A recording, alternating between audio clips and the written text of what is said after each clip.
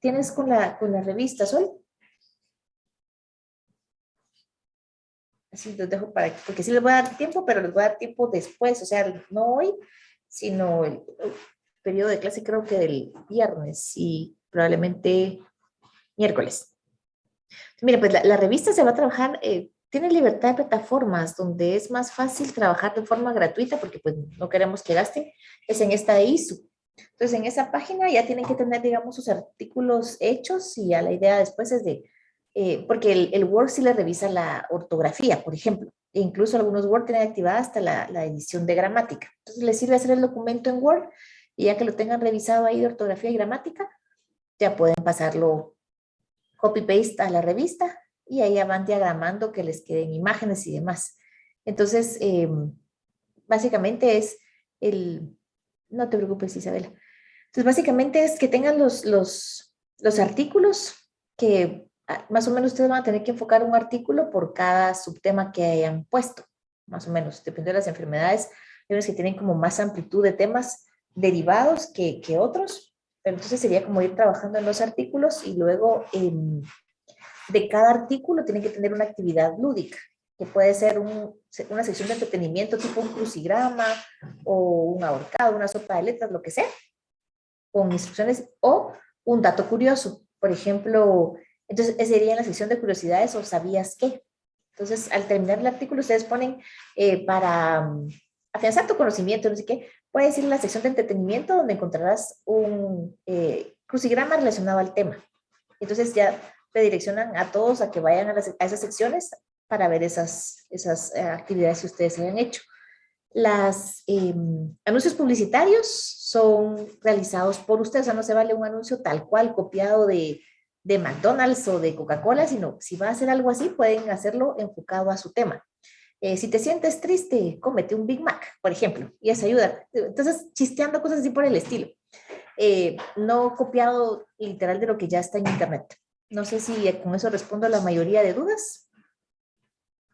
¿Sí? Va. Entonces les comparto.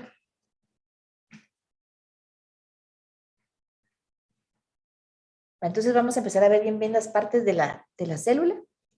Y entonces empecemos por las más externas, que van a servir siempre como de barreras entre la célula y su ambiente. Entonces la primera, como que la más externa, es la pared celular. Esta va a dar sostén y protección a las células. Básicamente es una estructura porosa. Esto quiere decir que deja el ingreso de sustancias libre. O sea, realmente todo lo que llega a la pared pasa. Si es del tamaño adecuado, ¿verdad? O sea, si es una cosa muy grande, obviamente no va a poder pasar. La pared celular va a estar presente solo en algunos organismos, no en todos. Las plantas y las algas sí tienen y está hecha de lo mismo que es la celulosa. Los hongos tienen pared, pero está hecha de quitina y las bacterias en su mayoría tienen paredes de peptidoglucano. Y les digo que en su mayoría porque pueden tener mureína, esfingolípidos, o sea, otras moléculas que incluso no vimos cuando vimos moléculas orgánicas, porque ya son más específicas. Pero entonces estas tres son las que vamos a manejar nosotros de forma general. Y entonces, si se fijan, la celulosa y la quitina es carbohidratos estructurales. Entonces, las propiedades que tenían esos carbohidratos se le confieren de forma automática a la pared celular. O sea, es decir, que la pared nos va a servir para dar turgencia, o sea, para proteger contra la presión del agua y todo lo que hacía, tal cual el carbohidrato, lo va a hacer entonces la pared. En esta imagen, estos como agujeritos que se ven aquí, espérenme que encuentro donde estoy, estos de aquí, estos son los poros. Entonces, cualquier cosa que llega por ahí es lo que va a ingresar de forma libre a la siguiente estructura, que es la membrana celular, que yo creo que esa fue con la que empecé en clase. Entonces, como les había dicho en clase, va a tener en mayor cantidad los fosfolípidos, aproximadamente un 85% es hecho de fosfolípidos, luego un 10% aprox de proteínas y luego un 5%, que aquí no lo puse, pero 5% de colesterol. Entonces, las proteínas que tiene la membrana van a dar todas las propiedades específicas de esas células. Por ejemplo, dependiendo de qué proteínas tiene, es qué sustancias pueden entrar o no a la célula. Si tengo proteína A, Entonces pueden ingresar las sustancias A. Si esta célula no tiene proteína B, entonces ninguna molécula B va a poder entrar, porque básicamente cada sustancia es específica para cada tipo de proteína de transporte a nivel de membrana. También aparte va a ser para comunicación, para reconocimiento entre células, etc. O sea, las proteínas tienen funciones bastante variadas. Y algo importante de la membrana es que es fluida. Tanto la membrana de la doble capa de fosfolípidos como las proteínas que están puestas en ella no son estáticas. A eso se refiere mosaico fluido, sino que están en continuo movimiento. Entonces, esto ayuda a que los procesos metabólicos y de ingreso de sustancias y desecho de sustancias nocivas sea más eficiente. Si ven esta imagen, pues se puede ver que los amarillitos son los fosfolípidos, aquí está la cabecita polar y las colitas que son apolares, es de lo que hay más. Luego las proteínas es lo que se ve como de azulito, y yo voy a tener dos tipos de proteínas. Las proteínas integrales que van de extremo a extremo de la membrana, o sea, abarcan las dos capas, y luego hay proteínas periféricas como esta de aquí, que solo van en un pedacito de la membrana. Dónde estén y cómo están, depende de su función. Y luego esto verdecito que está aquí, esto es el colesterol, lo que va a haber en menor cantidad, y pues este también tiene la función de estabilizar un poco la membrana celular. Y luego, si se dan cuenta, aquí está esta proteína y salen como colitas. Bueno, esas colitas aquí así agrandadas, es lo que en el libro también les aparecía como la matriz extracelular. Entonces son proyecciones de proteínas que están más allá de la membrana y que van a darle una función de, por ejemplo, mayor de reconocimiento, de protección o de adherencia a la célula a ciertas superficies. Esto no se estudia como un organelo tal cual, porque primero, no todas las células lo tienen, y luego es fabricado por, o son proyecciones de la misma membrana. ¿Dudas hasta ahí? Entonces paso. Entonces les voy a poner este videito de la membrana celular. Entre la maquinaria bioquímica del interior celular y las duras condiciones del exterior, se extiende la membrana plasmática. Resulta sorprendente la extraordinaria flexibilidad de este complejo molecular. Vamos a comprobarlo. La presión ejercida consigue deformarla, pero rápidamente su estructura se recupera.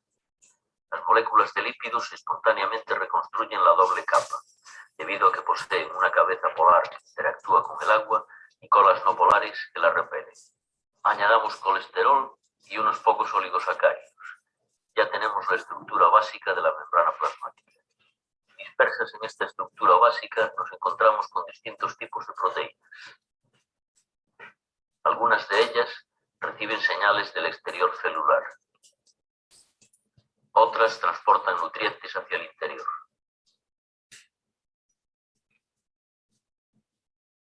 Así, podemos concluir que la estructura de la membrana plasmática es un mosaico de lípidos, oligosacáridos y proteínas.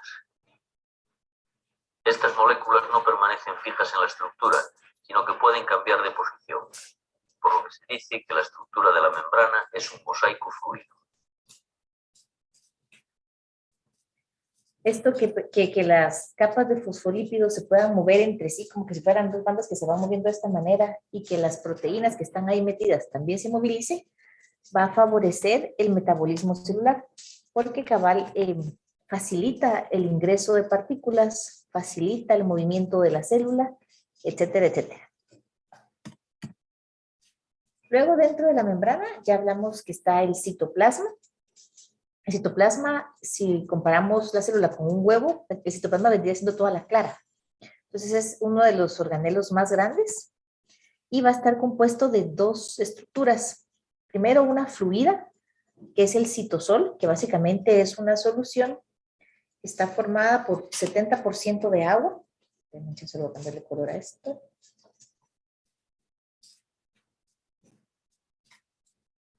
Está hecha de 70% de agua y el otro 30% son sales, hay minerales,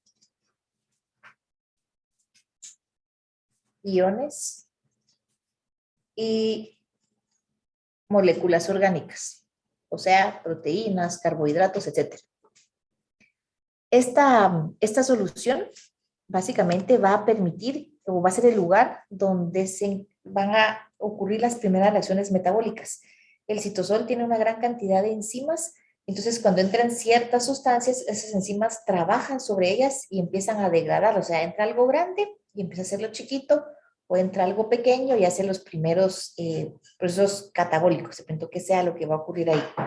Entonces, esa es la importancia del citosol. Ahí ocurren las primeras reacciones metabólicas y luego esos productos de esas reacciones ya se van de forma directa a los organelos a los que les corresponde para seguir su proceso de degradación o de síntesis. Luego vamos con el citoesqueleto, que sería la siguiente parte. Y el citoesqueleto es como una malla, más o menos, que está hecha de proteínas. Entonces, cuando ustedes, por ejemplo, derraman un vaso de agua sobre su mesa, el agua se va toda dispersa. En cambio, cuando ustedes abren un huevo en un sartén grandote, por ejemplo, donde obviamente va a ser más grande el sartén que el huevo no se va a todo lo largo del sartén, sino que se queda siempre como con la formita del huevo estrellado. Sin importar de qué tamaño sea el sartén, se queda pues, de un tamaño aproximadamente bastante uniforme. E incluso si el huevo crudo yo le paso el dedo por la clara y la trato de jalar, se viene un poquito, pero a la hora de quitar el dedo, como que regresa. Esa elasticidad o esa resistencia a moverse por completo lo hace el citoesqueleto. Entonces, el tipo de proteínas que lo forman van a ser de 3 tipos y los nombres vienen por el tamaño más o menos de cada una de esas hebras de proteínas. Están los filamentos intermedios, los microtúbulos y los microfilamentos. Son los 3 tipos de proteína que va a haber. En general, el citoesqueleto va a tener la función de darle forma, ayudar al movimiento y a la división de la célula. Pero cada tipo de proteína tiene una función específica que vamos a ver ahorita. ¿Dudas hasta ahí? Entonces paso. Entonces, si vemos cada uno de los componentes del citoesqueleto, aquí se puede ver más claramente cómo va cambiando el grosor. Los microfilamentos son los más delgaditos que hay. Los filamentos intermedios, por su mismo nombre, son los medianos y los microtúbulos son los más gruesos. Entonces, los microfilamentos están hechos de una proteína que se llama actina y a nivel extracelular tiene que ver con la contracción de los músculos. A nivel ya puramente de la célula, van a permitir que la célula cambie de forma. O sea, van a permitir el movimiento ameboide, por ejemplo, por pseudópodos, van a permitir la fagocitosis, porque entonces la membrana hace proyecciones para atrapar las partículas y las mete. O sea, todo eso donde la célula cambia de forma es por los microfilamentos. Y por último, cuando está la célula en mitosis o meiosis, cuando se da la división del citoplasma, estos microfilamentos son los que van haciendo que la célula se vaya como haciendo más angosta en el ecuador y que la célula se divida. O sea, básicamente está la célula de forma original aquí así, ya con sus 2 nucleocitos. Y la célula se empieza como a hacer algo así. Y luego todavía más. Y esta parte al final ya se une y se hacen 2 células independientes. Pues los microfilamentos son los que van permitiendo como ese estiramiento de la célula para hacerla angosta al centro y que se divida. Los microtúbulos están hechos de una proteína que se llama tubulina y estos van a permitir que los cromosomas se vayan hacia donde les toca en la división celular. Ellos van a formar los centriolos, que vamos a ver más adelante qué es lo que hacen, y los cuerpos basales. El cuerpo basal es, como su nombre lo dice, la base de donde va a salir un flagelo de la célula.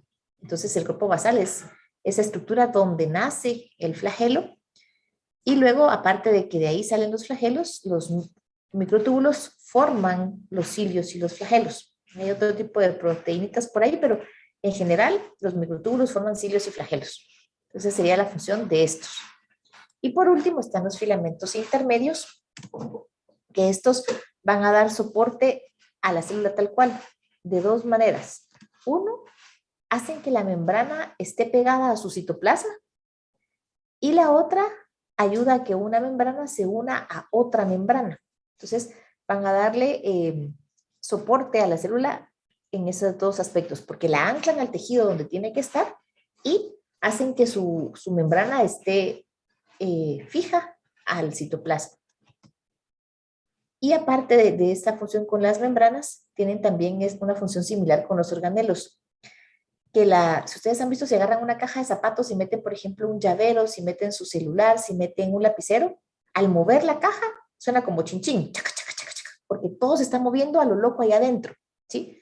En cambio, estos filamentos intermedios es como que si yo a la caja le pusiera divisiones, donde cada cosa va a quedar en un espacio justo y entonces no se puede mover. Algo así es esta función de afianzar organelos. Sin embargo, aunque los mantiene en su lugar, también los filamentos intermedios pueden servir como carriles de tren. Entonces está fijo, pero también va a servir para movilizar un organelo de un lugar a otro. Entonces, esa sería la función de los filamentos intermedios. ¿Dudas? Paso entonces. En esta foto es la imagen, otra imagen, pero para enseñar lo mismo, lo que va a cambiar de estas cosas es el grosor. Y ahí cabal logro ver cómo sirve como una especie como de malla entre todas las partes de la célula y cómo se van viendo el grosor de cada una de estas estructuras proteínicas. De los microtúbulos se originan varios organelos. El primero que mencionaba ahí, que era estructurada, eran los cilios. Los cilios, si lo vemos en una célula, viene siendo como ver un ojo con pestañas. Literalmente las pestañas serían los cilios. Esa es mi celulita. Y los cilios van a estar alrededor de la célula. Son muchos y son cortitos. Por eso les digo que es como ver un ojito cabal y cada pestañita es un cilio. Entonces, rodean a la célula por completo. Si la célula es independiente, o sea, que es de vida libre, literalmente esos cilios van a hacer que la célula se pueda desplazar de un lugar a otro. Pero si la célula es parte de un tejido, a la célula no le sirve para moverse tal cual, sino que le va a servir para mover el fluido que está a su alrededor y para poder mover las partículas que también lleguen ahí. Entonces, si mueve la célula o si mueve fluidos o partículas, depende de qué tipo de célula sea. Luego los flagelos, a diferencia de los cilios que son cortitos, los flagelos son largos y no van a rodear a la célula, van a estar en los polos de la célula. De forma normal, lo que nosotros acostumbramos más a ver es un flagelo en una puntita, como ver esto, un espermatozoide, pero pueden tener más flagelos, ¿sí? 2 o 3 aquí, para hacer más rapidito lo que se está moviendo. De forma normal, hasta 6 flagelos se logran ver. Sin embargo, las células que más flagelos tienen son las peritíticas, van a tener hasta 20 flagelos. Pero siempre, sin importar cuántos haya, van a estar a los extremos de la célula y la única función que tienen estos es mover a la célula. O sea, esto va a ser siempre en células individuales que van a movilizarse de un área a otra. Entonces, sin importar si es cilio o flagelo, en eucariotas esta es la distribución. Van a ser 9 parejas. Voy a empezar contando desde aquí. Este es mi número 1 y tengo 2, 3, 4, 5, 6, 7, 8 y 9.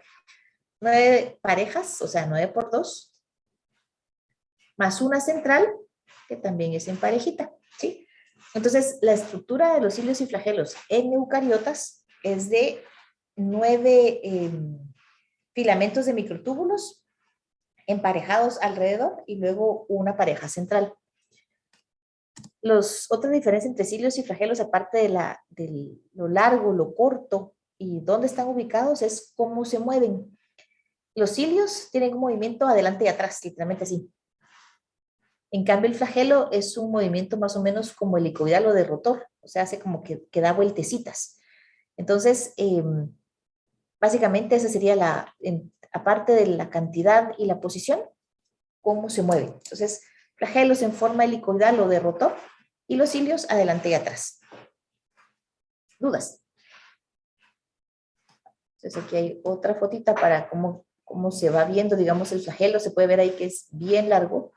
Y lo otro que son cilios de células de un tejido, que ahí sí van a servir para movimiento de partículas. Luego seguimos con los que se derivan de los microtúbulos. Estaban los centriolos. estos van a producir el uso mitótico. Una célula que no se está dividiendo, voy a poner aquí la celulita, va a tener aquí en un ladito y va a estar como juntitos. Cuando la célula ya se va a empezar a dividir, estos centriolos se separan, digámoslo así, y se empieza a ir uno de ellos hacia el otro extremo de la célula. O sea, este de aquí se va a empezar a ir para acá. Pero cuando se separan, no lo hacen por completo. Ustedes han visto, ¿verdad? Pero hay personas que tienen la costumbre de que a veces comen chicle y se jalan el chicle de la boca. Les queda un pedazo de chicle entre los dientes y el otro pedacito queda entre los dedos y cuando uno se lo va jalando queda como el chiclecito así como en ondulado. Algo así. Tengo mi célula, tengo un centriolo que quedó aquí y el otro que quedó del otro lado. Y luego en medio de ellos dos quedan el montón de microtúbulos. Y esto es el uso mitótico. La función de eso es que el uso, cada microtúbulo, va a atrapar a un cromosoma. Entonces, los centriolos, su función es producir este uso mitótico, que es centriolos en polos opuestos de la célula con microtúbulos que los unen y que van a atrapar cromosomas. Luego los centriolos van a producir los cuerpos basales también. Puede ser que ese centriolo se mueva hacia un polo y cuando llega, voy a dibujar aquí otra celulita, y el centriolo aquí, de aquí, va a salir el flagelo. ¿Sí? Entonces, el centriolo produce el cuerpo basal y estructuralmente, a diferencia de los cilios y flagelos que estaban en parejas, estos están en tripletas, o sea, son, y la cantidad se mantiene. Sigo aquí con mi número 1, 2, 3, 4, 5, 6, 7, 8, 9. Entonces tengo 9 tripletas, entonces tengo una estructura en los centriolos de 9 por 3.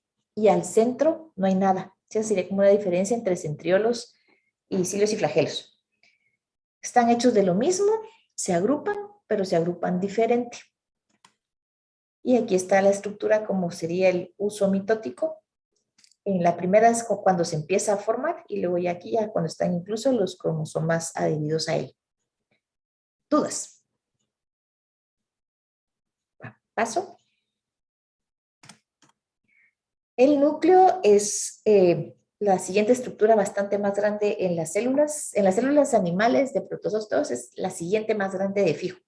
En plantas, la vacuola es más grande que el núcleo. Entonces, esta tiene una doble membrana. Esta doble membrana, la función es que protege el doble el material genético, porque, por ejemplo, los rayos ultravioleta logran atravesar todo. La doble membrana tiene como una doble capa de protección y entonces la idea es que la radiación ultravioleta logre llegar lo menos posible porque este tipo de radiación puede causar mutaciones en el ADN. Para facilitar el movimiento de sustancias en esta doble membrana hay proteínas guardianas que sirven como poros nucleares, literalmente son agujeros por los que sí se controla el ingreso de ciertas sustancias y se controla la salida de ARN. Si el ARN está bien hecho, puede salir por el poro nuclear. Si le hace falta algún proceso, no tiene como que la tarjeta de salida y se queda dentro del núcleo. En general, la función de este es centro de control. O sea, aquí el núcleo va a controlar qué reacciones químicas realiza la célula y cuándo las realiza y cuándo las deja de hacer. Controla cuándo la célula llegó a su máximo tamaño y tiene que dividirse. Y en el proceso de crecimiento, controla qué organelos tienen que reproducirse y qué moléculas tiene que fabricar o degradar. Entonces, literalmente, el núcleo controla todo el metabolismo y división celular. Contiene ADN y ese ADN se mantiene la mayor parte del tiempo en fase de cromatina y solo cuando se va a dividir, voy a poner aquí, y solo en división celular, esto se vuelve cromosomas. Entonces un 90% del tiempo está como cromatina y solo un 10% en cromosomas. Y dentro del núcleo está el nucleolo. Solo aquí está como es la estructura. Cada una de estas son los poros nucleares por donde van a introducir sustancias. Esta cosa morada del centro grande es el nucleolo y ese como hilo que se ve es la cromatina. La cromatina es una unión, digámoslo así. Voy a poner aquí cromatina. Es igual a ADN más proteínas. Y las proteínas, como pueden ver ahí abajo, se llaman histonas. Histonas. Entonces, la histona es un circulito. Cuando yo agarro 8 de esas proteínas, se forma un nucleosoma y en el nucleosoma se puede enrollar la cromatina. Y entonces, estas agrupaciones de 8 proteínas más el ADN se va poniendo cada vez más juntito. Y entonces, esto es lo que me va a formar esta hebra, que cuando se condensa todavía más, llegamos a formar lo que es el cromosoma visible. Entonces, ADN más proteínas, eso es la cromatina. La cromatina se enrolla sobre los nucleosomas y ya forma el cromosoma cuando se va a dividir. Entonces, veamos el nucleolo y los ribosomas. Estos tienen en común, yo creo que lo pongo abajo, que están formados de ARN y proteínas. Entonces, la función del nucleolo básicamente es hacer ribosomas. Esa es su única función. Los ribosomas por su parte, y ahí está donde está el nucleolo dentro del núcleo, los ribosomas por su parte tienen que ver con la síntesis de proteínas. Lo vimos cuando vimos tipos de ARN. En el ribosoma llegaba el ARN mensajero y el de transferencia y ahí se ensamblaban los aminoácidos para hacer los polipéptidos. Entonces, ensamblan aminoácidos para formar polipéptidos. Estos ribosomas pueden estar en 2 ubicaciones, libres en el citoplasma o estar adheridos al retículo endoplasmático rugoso. El 80% de los ribosomas están en el retículo y en la menor cantidad están libres en el citoplasma. Entonces, esta es una imagen de cómo es el ribosoma. Si se dan cuenta, es como ver el muñeco de nieve al revés. Digamos, el cuerpito que es lo más grande está arriba y abajo está lo pequeño. Entonces, ¿cómo funciona el ribosoma? En la unidad pequeña entra esto de aquí, que esto es el ARN mensajero. O sea, lleva la secuencia de la proteína que hay que hacer.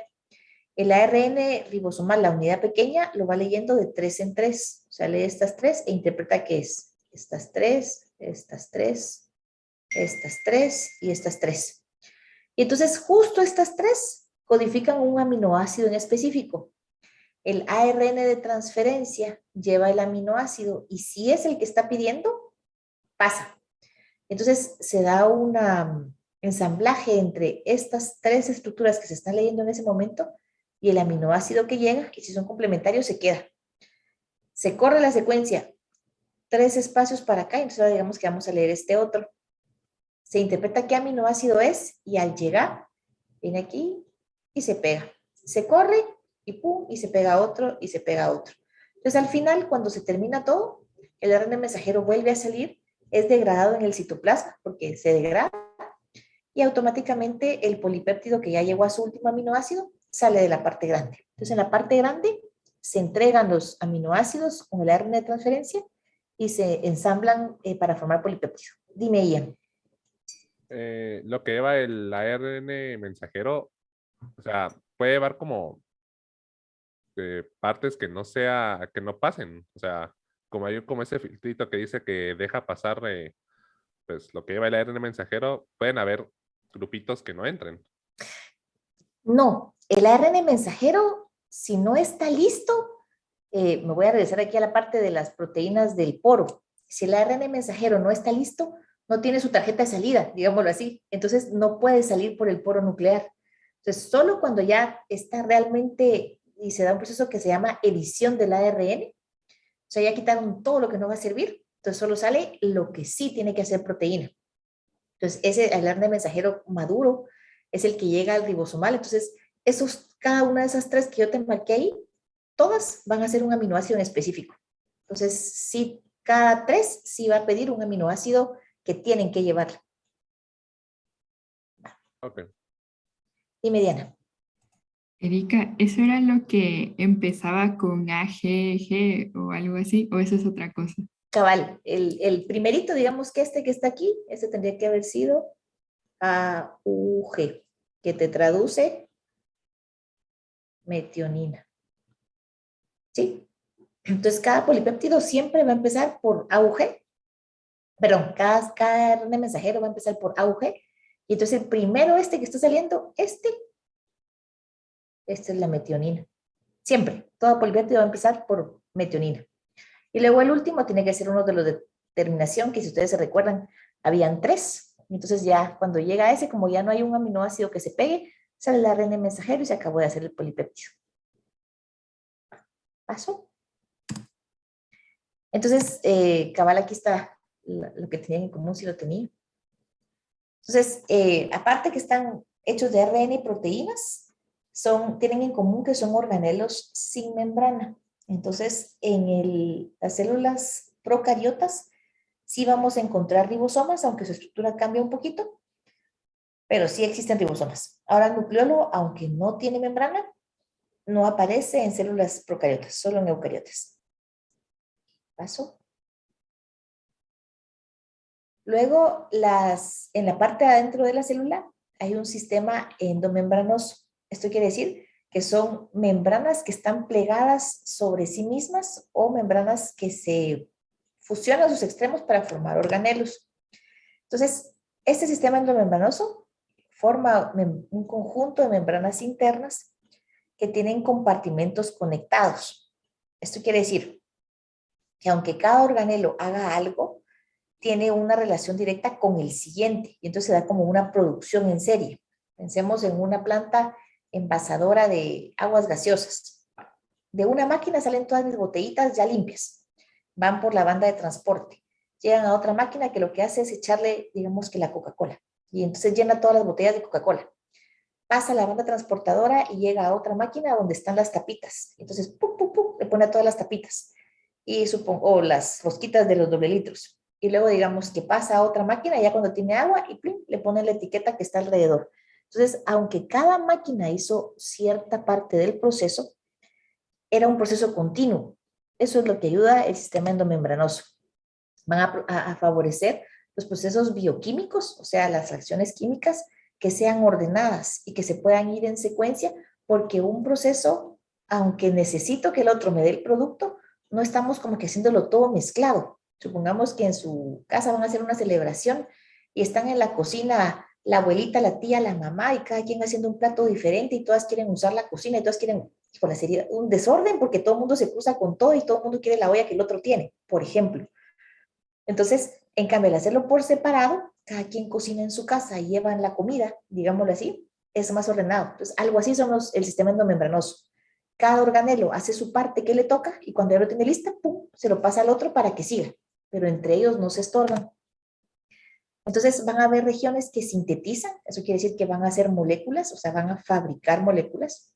Hay otras regiones que las descomponen y hay otras regiones que solo van a servir de transporte. Esta que ya está sintetizada, ahora la voy a llevar a este otro lado para que le hagan algo más. O llevarla ya fuera de la célula porque ahí es donde se va a usar. El sistema endomembranoso está formado por estos 4 componentes. Vesículas, que esto no es un organelo tal cual. O sea, este lo voy a poner así como, esto no es organelo, ¿sí? Esto solo es algo temporal. Es como un saquito temporal. El retículo, que es de 2 tipos, liso y rugoso, y el aparato de Golgi, que ese sí tiene función específica, vamos a ver, y los lisosomas. Entonces, de organelos tal cual, estos 3, y vesículas que son temporales. Entonces, estamos justo en tiempo y ahí lo vamos a dejar. Voy a dejar de compartir. Ok. ¿Alguna duda de lo que vimos hoy? ¿No? Va.